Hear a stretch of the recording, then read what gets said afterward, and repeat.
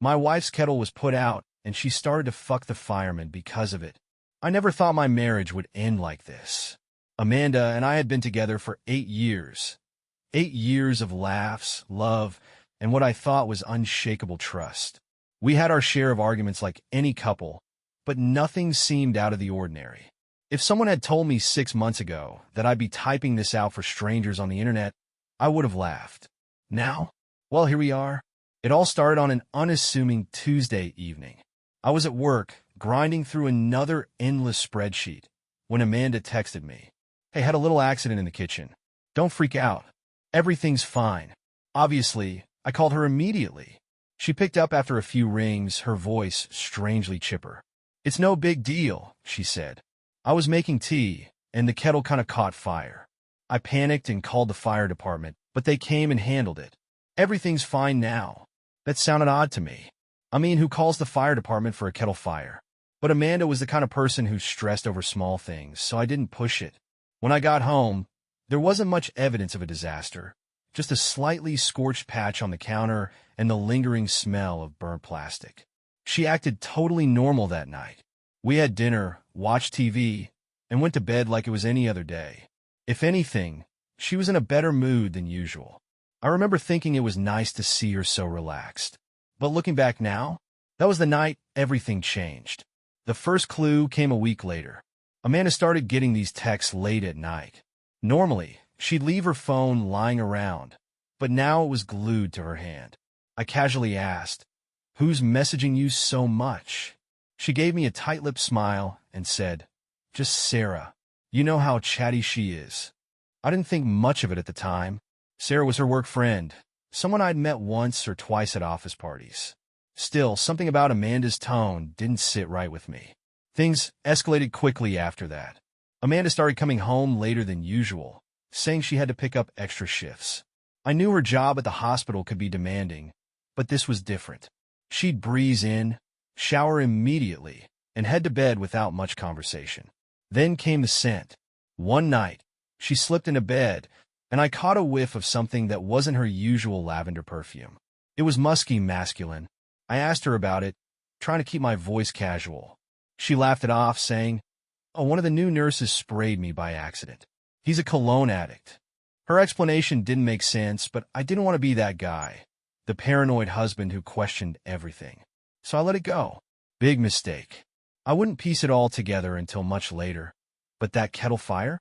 That was the spark that set everything ablaze. That I stared at the notification, my heart pounding so hard I could feel it in my ears. Fire department follow-up appointment. Thursday, 7 p.m. Those words glared back at me like a neon sign. Why would Amanda have an appointment with the fire department? Wasn't the whole kettle fiasco resolved last week? I took a screenshot before the notification disappeared, just in case she decided to forget it ever existed. Then I sat there, trying to piece together what this could mean. Maybe it was some kind of fire safety seminar? That seemed innocent enough. But why hadn't she mentioned it to me? I decided not to confront her right away. Instead, I'd wait until Thursday and find out for myself. Thursday arrived, and Amanda was back in her routine of leaving for her extra shifts. She kissed me on the cheek, grabbed her keys, and left the house with a spring in her step. That carefree attitude only made me more suspicious. I waited 10 minutes before grabbing my jacket and heading out. The fire station wasn't far from our house, and I parked a block away to avoid being seen. My heart was racing as I approached the building, every step feeling heavier than the last. The front door was propped open, the faint sound of laughter and chatter spilling out. I peeked inside, trying to stay inconspicuous. That's when I saw her. Amanda was sitting on a bench, chatting with one of the firefighters. He was tall, broad-shouldered, with a clean-cut face that looked like it belonged on a recruiting poster. The way she laughed at something he said, the way her hand brushed his arm, it felt like a punch to the gut. I ducked back outside before she could spot me, pacing on the sidewalk as I tried to process what I'd just seen. Maybe this was innocent, I told myself. Maybe she was just thanking him for his help. But deep down, I knew better. After a few minutes, curiosity got the better of me. I walked back toward the station and found a side window that was slightly open. What I heard next made my stomach drop.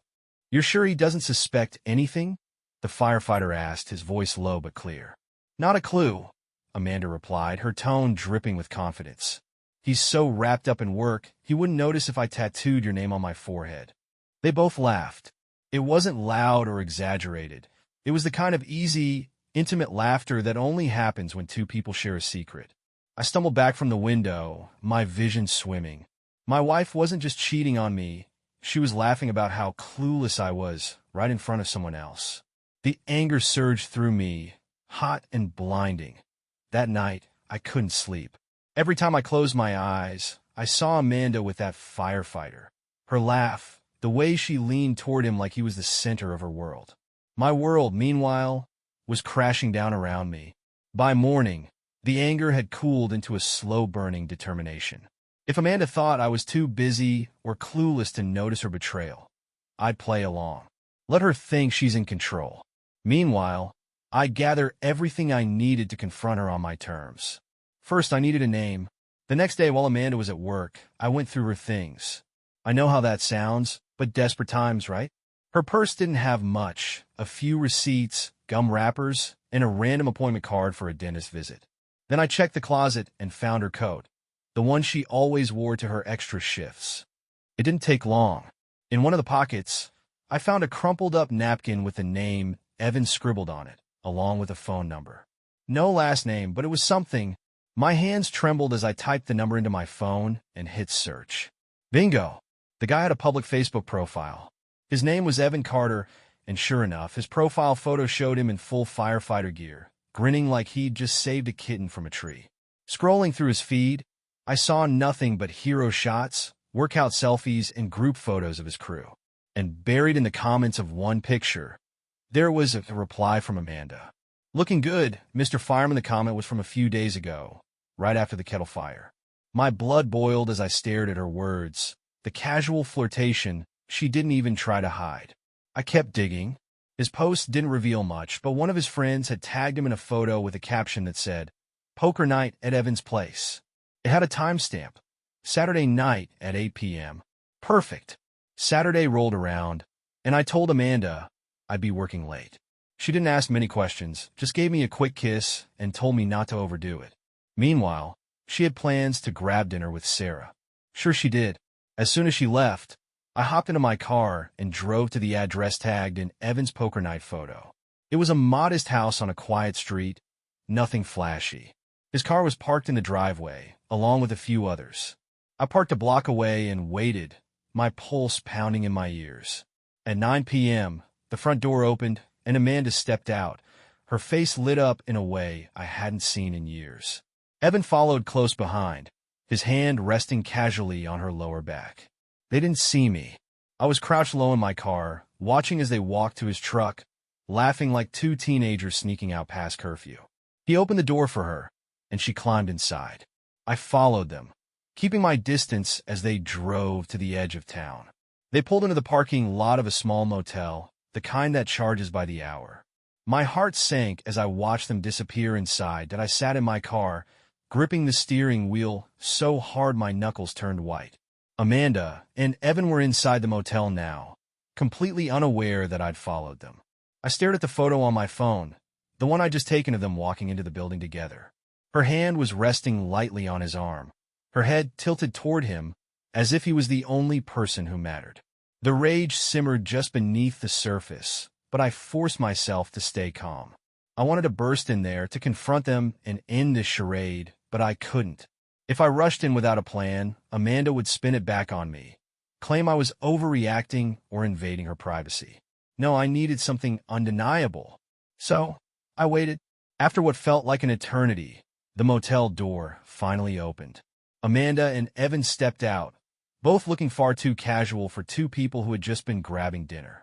She was laughing at something he said, her hair slightly disheveled.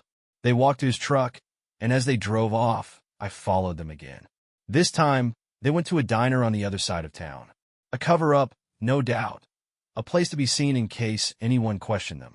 When I got home that night, Amanda was already there, sitting on the couch like nothing had happened. She glanced up as I walked in, a little too quickly, like she was trying to gauge if I suspected anything. "How was work?" she asked, her voice as sweet as sugar. Long, I replied, keeping my tone neutral. How was dinner with Sarah? Her eyes darted to the TV, her smile faltering for a split second. Oh, it was nice. We just talked about work stuff. Nothing exciting. I nodded, swallowing the lump in my throat. She was lying to my face, and I was letting her. It felt like swallowing shards of glass, but I wasn't ready to tip my hand just yet. The next morning, I decided it was time to gather some real evidence. I needed more than a single photo of them at the motel. I remembered a friend of mine, Derek, who worked in IT and had a knack for finding out things most people would rather keep hidden. Derek, I need a favor, I said when I called him. Sure thing, man. What's up? I need you to help me access some phone records, specifically Amanda's. He let out a low whistle. That's a tall order. What's going on? It's complicated. Let's just say I think she's been meeting someone behind my back. Derek didn't hesitate. Say no more. Send me what you've got, and I'll see what I can do. I forwarded him Amanda's phone number and waited. Within a few hours, Derek came through. He sent me a list of recent calls and texts, and sure enough, Evan's number popped up multiple times a day, way more than Sarah's ever did. But the real kicker? There were also messages between Amanda and a hotel manager, confirming a standing reservation at that same motel every Thursday night. Thursday came faster than I expected. Amanda went about her usual routine, dressing up for her shift at the hospital. This time, she picked out a red blouse I hadn't seen her wear in years, pairing it with a pencil skirt that hugged her figure a little too perfectly. You look nice, I said, testing the waters. She smiled, but it didn't quite reach her eyes. Thanks. Gotta look professional. Professional, right?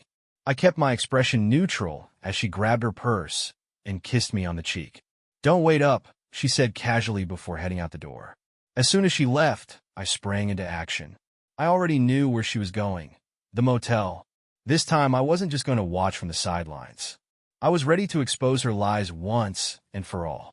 I arrived at the motel about 20 minutes after Amanda. Her car was parked in its usual spot, right next to Evan's truck. My stomach churned as I stared at them, side by side, as if they belonged together.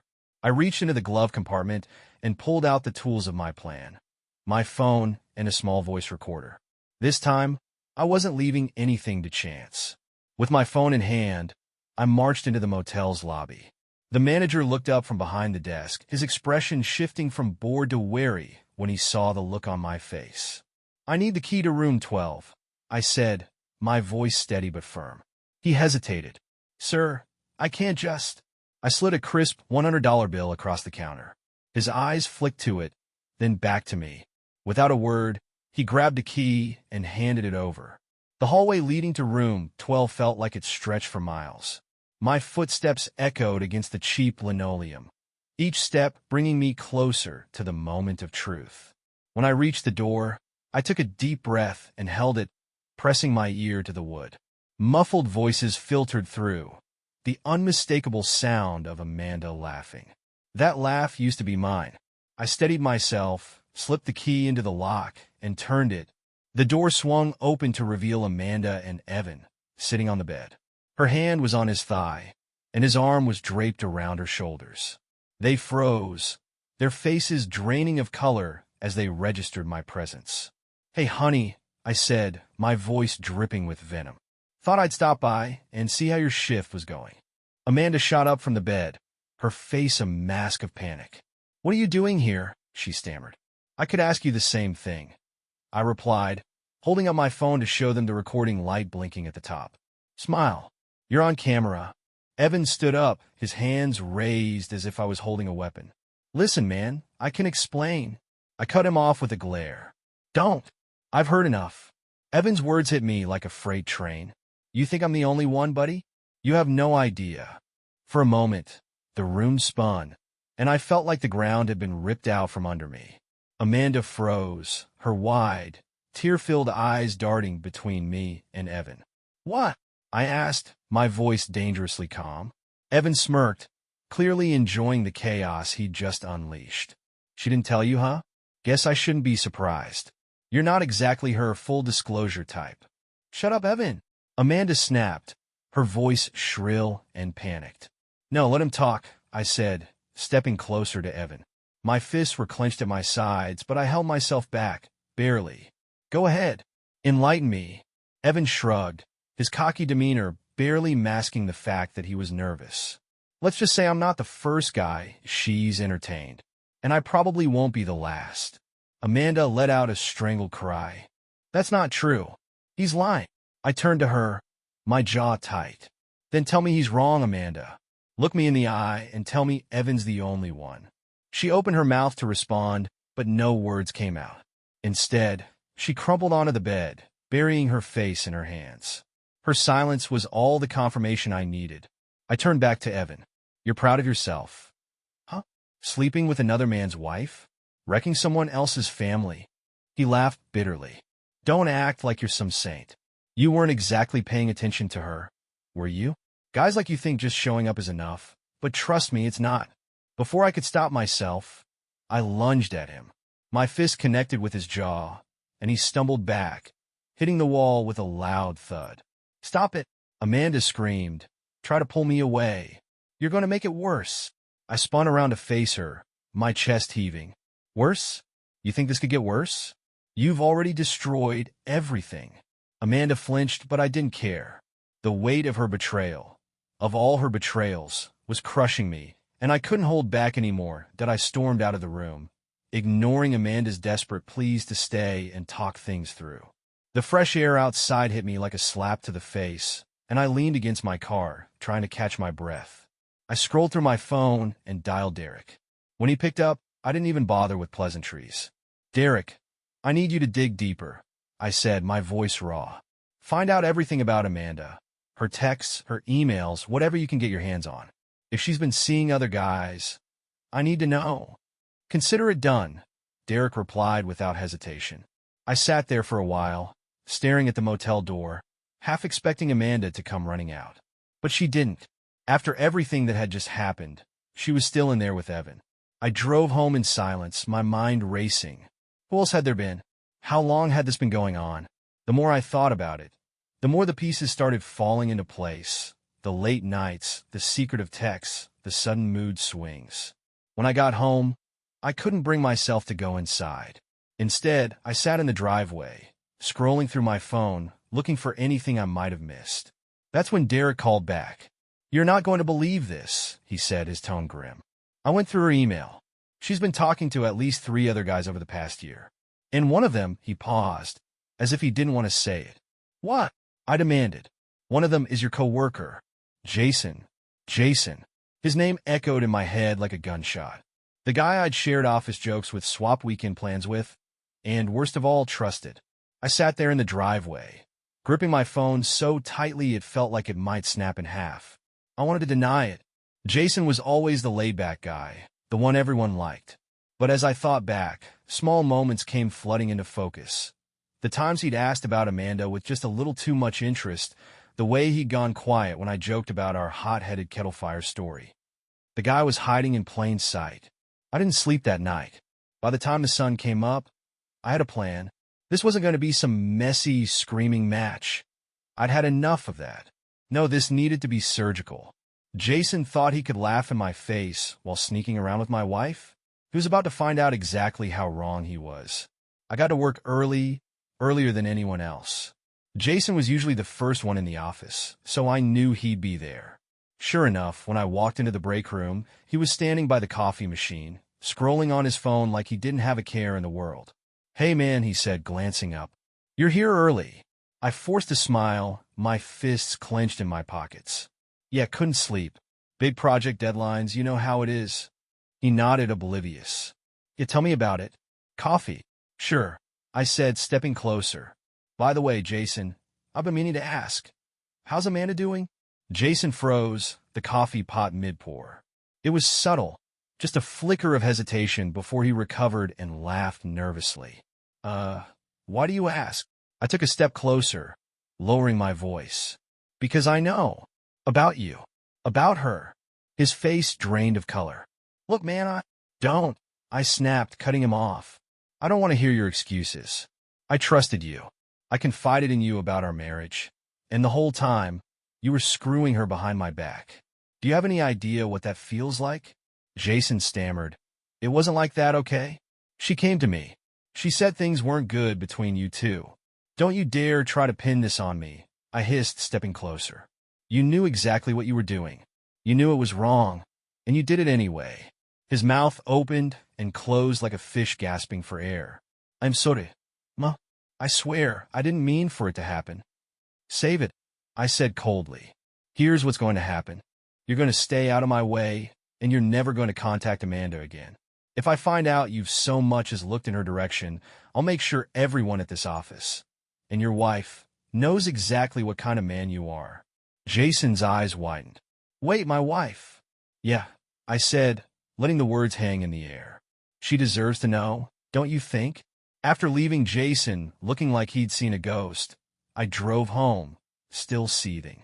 Amanda was in the kitchen when I walked in, her face lighting up with fake surprise. You're home early, she said, her tone cautious. Yeah, thought I'd take the day off, I replied, keeping my voice even. Is everything okay? She asked, tilting her head like she actually cared. Not really, I said, dropping my bag on the counter. I had an interesting chat with Jason this morning. The blood drained from her face. Jason? Yeah, I said, stepping closer. He had a lot to say about you. About you and him.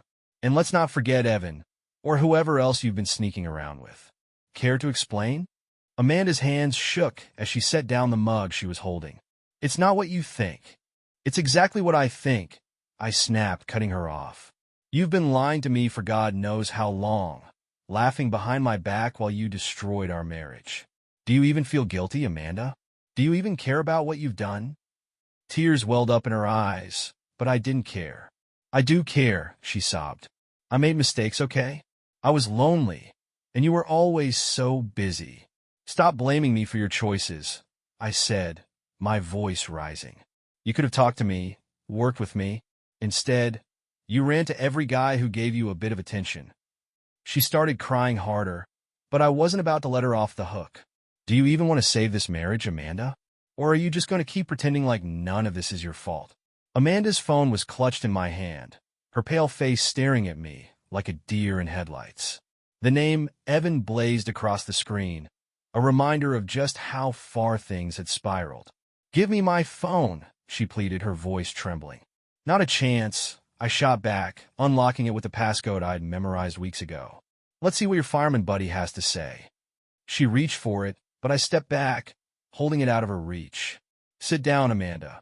You don't get to control the narrative anymore. I opened the message thread, scrolling past the usual flirty emojis and inside jokes that had clearly replaced the ones we used to share. Then I saw the most recent message. Evan, last night was amazing. I can't stop thinking about you. Let me know when you can sneak away again. I let out a bitter laugh, holding the screen up for her to see. Last night, huh? While I was sitting here, wondering how to save this marriage, you were with him. Amanda broke down, tears streaming down her face as she collapsed onto the couch. I'm sorry, she sobbed. I didn't mean for it to go this far. I didn't. Stop lying. I snapped, the fury bubbling to the surface again. You didn't mean for it to go this far? Are you seriously trying to tell me this was some kind of accident? Because I'm not buying it.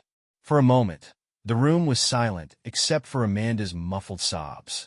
I stood there, staring at the phone, my mind racing. This wasn't just a fling. It wasn't a mistake. This was a choice she'd made again and again, knowing full well what it would do to me. And then, I saw another message, a photo she had sent to Evan. It was taken in our bedroom, with her wearing lingerie I'd never seen before. Unbelievable, I muttered, my voice hollow. Amanda looked up, her face red and swollen. What? I turned the phone to show her the picture. You brought him into our home? Into our bed? Her silence was deafening. I threw the phone onto the coffee table, the screen cracking as it hit the wood. You've crossed every line there is, Amanda. There's no coming back from this. Amanda scrambled to her feet, reaching for my arm. Please, just let me explain. I wasn't thinking. I was stupid, selfish, but I still love you. Love me? I barked, yanking my arm away. You don't even know what love is. Love isn't betrayal. Love isn't sneaking around with half the town and laughing behind my back. I'll do anything to fix this, she sobbed. I'll cut off contact with Evan. I'll go to counseling, whatever it takes. Her words hung in the air, hollow and desperate. For a split second, I felt a pang of something close to pity. But then I remembered everything. The texts, the motel, Jason, and now this photo. No, I said, my voice cold and final. I've given you every chance, Amanda. And every time, you chose someone else. You chose to destroy this marriage. And now, you can live with the consequences. I drove aimlessly for what felt like hours, my mind spinning with everything that had come to light. Amanda's sobs echoed in my ears, but I couldn't bring myself to feel any sympathy. Every tear she shed felt like an insult, another attempt to manipulate me into forgiving the unforgivable. But I wasn't going to be manipulated anymore. By the time I parked in a dimly lit lot near my office, the plan was crystal clear. If Amanda thought her lies would stay buried, she was about to find out just how wrong she was. The next day, I went straight to work and pulled Jason aside. Not for a quiet confrontation this time, but for something much louder. "Hey man, we need to talk," I said, loud enough for a few coworkers nearby to overhear. Jason's face paled as I motioned for him to step into a corner of the break room. "Look, about what happened." "Oh, don't worry," I said, my voice dripping with mock reassurance. "I'm not mad anymore. In fact, I think everyone deserves to know what a stand-up guy you are." "What are you talking about?" he hissed, his eyes darting around the room. I raised my voice just enough to draw attention. "You know, the way you were such a great friend to me while sleeping with my wife." "Class act, Jason." Gasps rippled through the room as Jason sputtered, trying to save face. "This isn't the place." "No, you're right," I interrupted. "The place for this is HR. But don't worry, I've already sent them an email with everything they need to know about your extracurricular activities with Amanda." Jason's face went from pale to beet red. He opened his mouth to protest, but I didn't give him the chance. "And don't bother denying it. I've got the text, the proof, and a pretty solid case for how this violates every workplace ethics policy out there. Hope you've got a backup plan, buddy." After leaving Jason stewing in his humiliation, I turned my focus back to Amanda. I'd already started the process of freezing our joint accounts, something Derek had advised me to do as soon as I told him about the affair. "Better safe than sorry," he'd said. "If she's willing to cheat, she might be willing to drain your bank account too." I filed the paperwork that afternoon to separate my finances completely. Amanda didn't know it yet, but she was about to find herself locked out of the comfortable life she'd been taking for granted. That evening, I went home, my stomach churning with anticipation. Amanda was waiting for me, sitting at the kitchen table with a cup of tea she hadn't touched. She looked like she hadn't slept, her eyes red and swollen. "We need to talk," she said softly as I walked in. "No, you need to listen," I replied, dropping a manila envelope onto the table in front of her. "What's this?" she asked, her voice shaky. "Divorce papers," I said bluntly, "and a formal agreement to sell the house. You have until the end of the month to find somewhere else to stay." Amanda's jaw dropped. "You're divorcing me? Just like that? Just like that?" I said, folding my arms. "I've already contacted a lawyer. And in case you're thinking of fighting me, I've got enough evidence to make sure you come out of this with nothing but what you walked in with." Her tears started again, but this time, they didn't affect me. "Please," she begged, her voice cracking. "We can fix this. I'll cut off contact with everyone. I'll go to therapy, whatever it takes. Don't throw us away." "You threw us away?" I said coldly. "And now, I'm just taking out the trash." Amanda didn't even try to grab her phone this time. She just sat there, staring at me with wide, tear-filled eyes. "Mark, huh?" I said, holding up the phone and letting the screen glare between us. "What is this, Amanda? Some kind of hobby? Collecting guys while I'm out working to keep this house running?" Her lips quivered, but she didn't say anything. I could see the gears turning in her head, trying to decide if she should deny it or just come clean. "Don't make me go through this again," I warned, my voice sharp. "You've already lied enough." "So, who is he?" She finally broke. He's just someone I met a few months ago. It wasn't serious. I swear it wasn't like Evan or Jason." I let out a bitter laugh. "Oh, so it's okay, because he was just a fling? That's your defense." "I'm not defending it," she cried. "I'm just trying to explain. I was lonely, okay? And Mark, He was just someone to talk to. It didn't mean anything. Didn't mean anything, I repeated, shaking my head. Amanda, you've been saying that a lot lately. Evan didn't mean anything. Jason didn't mean anything. So tell me, what does mean something to you? Because it sure as hell isn't me. She sobbed harder, burying her face in her hands, but I wasn't about to let her off the hook that I opened the text from Mark and started scrolling. It didn't take long to find exactly what I expected. Flirty messages, suggestive photos, and plans to meet up. Mark, last weekend was amazing. Can't wait to see you again. You free tomorrow? Amanda looked up, panic flashing across her face. Please just stop. You don't have to do this. Oh, I think I do, I said, my tone cold. Because clearly, you haven't been honest about anything. You've turned our marriage into a joke. A circus. And I'm done playing the clown. Her sobs turned into incoherent apologies. But I'd heard it all before. The guilt, the excuses, the tears. They were just a broken record at this point that I grabbed her phone and tossed it onto the table, the screen still lit with Mark's message. You know what, Amanda? You can have all the Marks and Evans and Jasons you want. Because starting tomorrow, you won't have me. Her head shot up. What does that mean? It means I'm moving out, I said bluntly. I've already signed a lease on a place. I'm taking what's mine and leaving the rest to you. And don't think for a second that you'll be able to keep this house, either. It's going on the market next week. She gasped. You can't do that. This is our home. No, Amanda, I said, my voice low and steady. This was our home. You turned it into a revolving door for your little side adventures. Now it's just a house, and I have no interest in living here anymore. Her face crumpled, and for the first time, I saw something that almost looked like genuine regret. But it was too little, too late that Amanda's words hung in the air, cutting through the tension like a knife. Can we at least talk to the kids about this together? I turned back to her, my chest tightening. The kids. They were the only innocent ones in this mess. And now their lives were about to be uprooted because of choices they had no part in.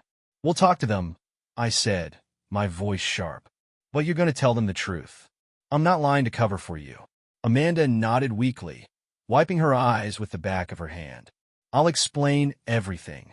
You'd better, I muttered, grabbing my keys and heading toward the door. I need some air. We'll do this when I get back. I drove to a park near our house and sat in my car, staring blankly at the families playing on the grass. Parents pushing swings, kids laughing, couples holding hands. It felt like I was watching a life I'd lost, a version of my family that no longer existed. I thought about my son, Ethan, who was 9 and already asking me for advice about friends and soccer games. And then there was Lily, our 5-year-old, who thought her dad could do no wrong. How would they look at me after this? Would they blame me? Hate me? Or worse, would they hate Amanda? As much as I despised her right now, I didn't want the kids to resent her. She was their mother, and no matter how much she betrayed me, I couldn't destroy their image of her.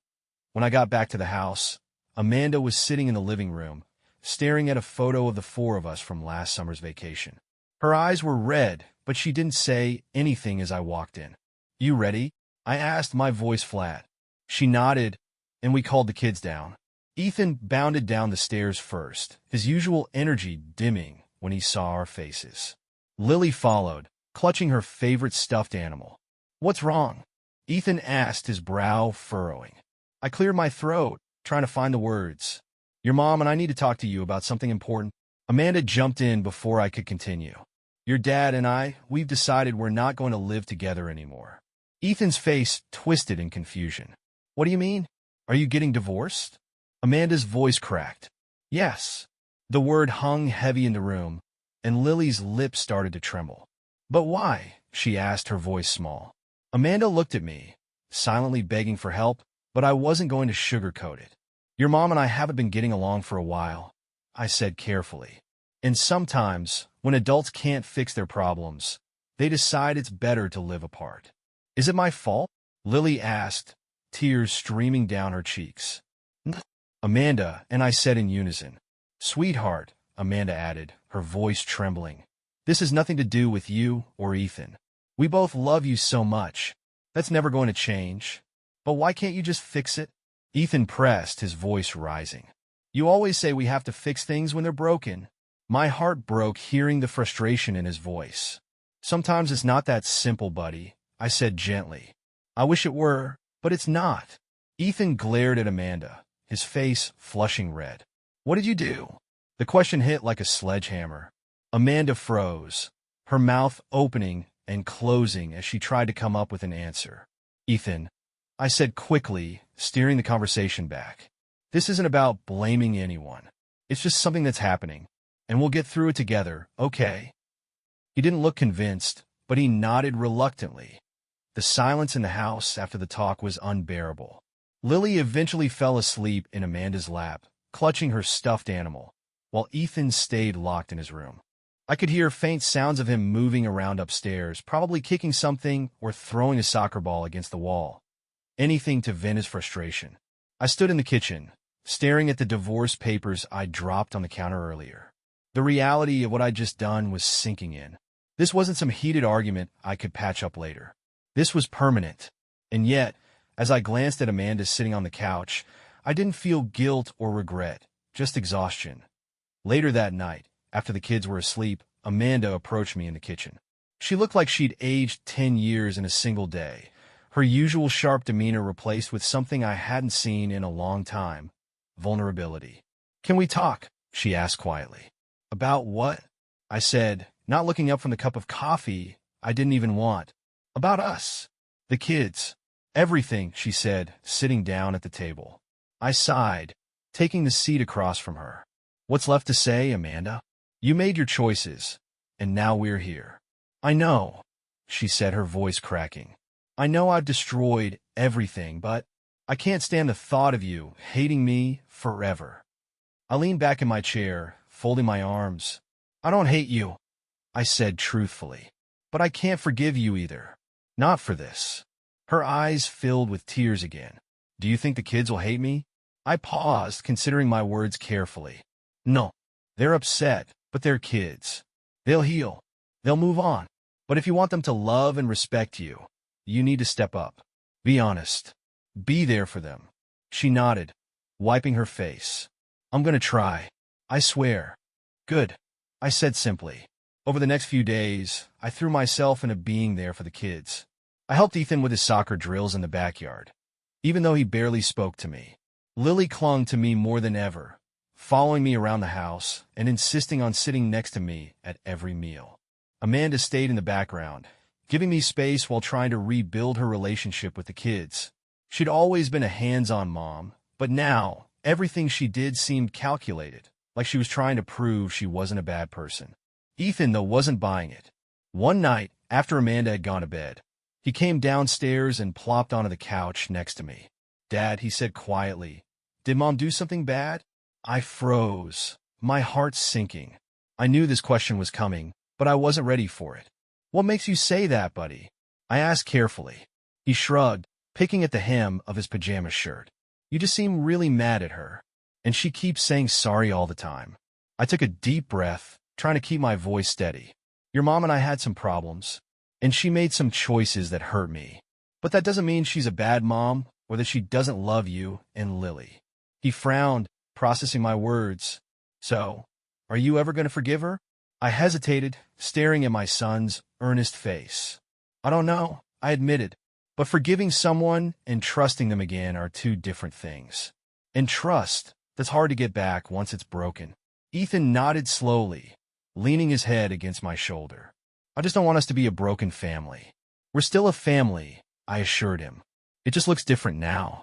But we're going to be okay. I promise." I stared at the text on my phone, my stomach twisting into knots. "You don't know me, but we need to talk. It's about Amanda." The unknown number might as well have been a grenade, one I wasn't sure I wanted to pull the pin on. But curiosity won. I glanced at Ethan, who had fallen asleep on my shoulder, his soft breaths a reminder of why I had to keep it together. Gently, I shifted him so he could lie down on the couch, covered him with a blanket, and stepped into the kitchen. With trembling hands, I typed a reply. "Who is this?" The response came almost instantly. "My name is Rachel. I'm Evan's wife. We need to talk." The next day, I agreed to meet Rachel at a coffee shop on the other side of town. I wasn't sure what to expect, but when I walked in and spotted her sitting near the window, I instantly recognized her from the photos on Evan's Facebook profile. She was stunning, but carried an air of exhaustion that mirrored my own. "Thanks for meeting me," she said as I sat down. Her voice was calm, but tinged with bitterness. "I wasn't sure I wanted to," I admitted, folding my arms on the table. "But I guess we're both in the same boat." She let out a bitter laugh. "Yeah, the sinking one." For a moment, neither of us spoke, the weight of what we were about to discuss hanging heavy in the air. "How did you find out?" I finally asked. Rachel sighed, stirring her coffee absently. "I found texts on his phone a few weeks ago. At first, he tried to deny it, but when I pressed him, he came clean. He told me about the motel, about Amanda. He even said it wasn't just her, that he's had other affairs." Her voice cracked slightly, but she kept her composure.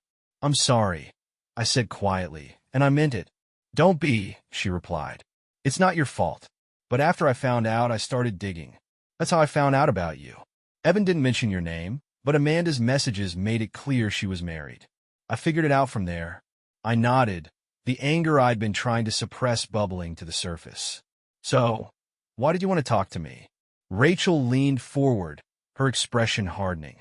"Because Evan's still trying to contact Amanda. I saw his messages this morning, and he's been talking about running off together. He's delusional enough to think she'd leave you and the kids for him." I clenched my fists under the table. "Unbelievable. I thought you should know," Rachel continued. "And there's something else. Evan's not just some guy who made bad choices. He's reckless. I've seen it before with his other affairs. He gets obsessed. I don't want to scare you, but you should be careful." When I got home, Amanda was sitting at the dining table, scrolling through her phone. She glanced up as I walked in, her eyes wary. "Where were you?" she asked. "Out," I said curtly. I dropped my keys on the counter and stood there for a moment, debating whether to confront her. The image of Rachel sitting across from me, warning me about Evan's obsession, flashed through my mind. Finally, I pulled out my phone and slid it across the table toward Amanda. "Evan's wife contacted me."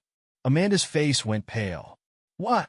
"She knows everything," I said, my voice cold.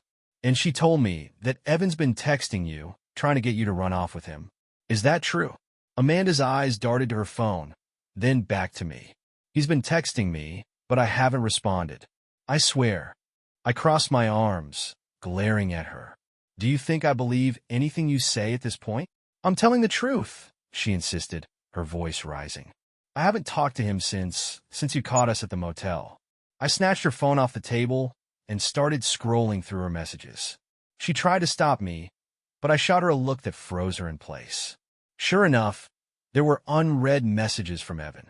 "Evan, I miss you. Let's talk. Evan, we could have a fresh start together. Just say the word." I slammed the phone onto the table. "Why didn't you block him?" Amanda flinched, tears pooling in her eyes. I didn't think about it. I wasn't going to respond, I swear." "Not good enough," I said through gritted teeth. "Block him. Right now." She nodded shakily, fumbling with her phone as she followed my demand. The room felt like it was closing in. I held Amanda's phone in my hand, the email from Evan glaring up at us both. Our future. Attached were tickets for a flight to Miami, scheduled for the end of the week.